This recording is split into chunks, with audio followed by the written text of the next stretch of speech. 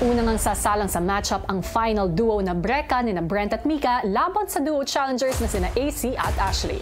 We decided na magandang matchup po ito kasi si Mika and Brent, ang na-observe po namin sa kanila, lagi silang nagapaubaya at lagi silang nag-giveaway. For us as challengers, gusto namin makita kung gaano sila ka-eager para ipakita na deserving din sila.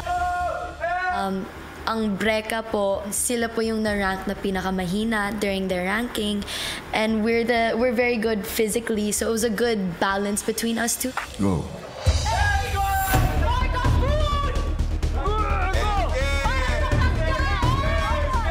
Halatang-halata naman po na sobrang tense ko kasi nga yung daming iniisip.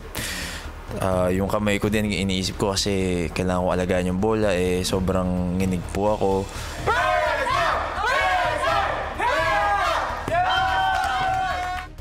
Matapos unang mahulugan ng bola ay mas naging maingat nga si AC.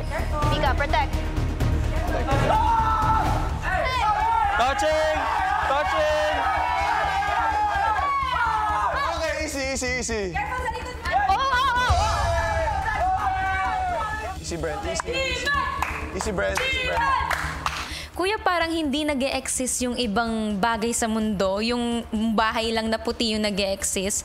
And kaming apat lang yun lang yung focus ko talaga.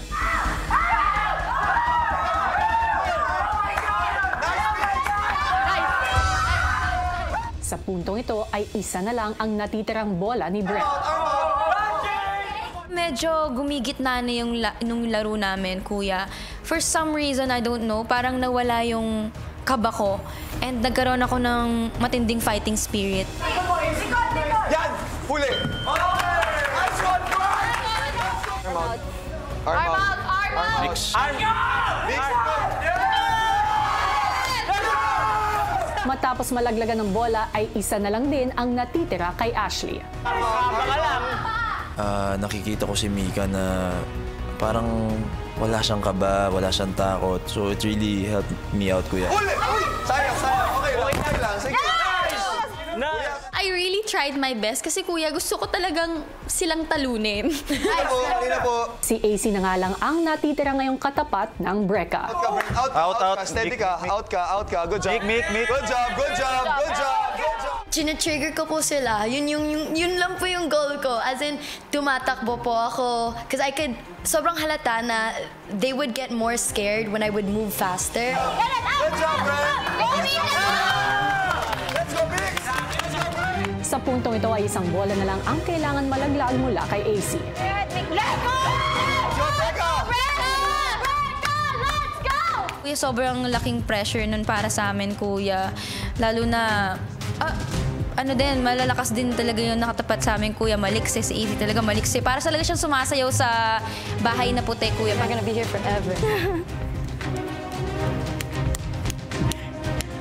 Love you guys!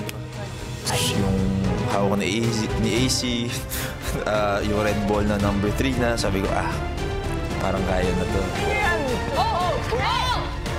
Kuya. Well, I stopped. It's okay. AC, out. At ang Breka duo nga ang nagwagi sa unang matchup.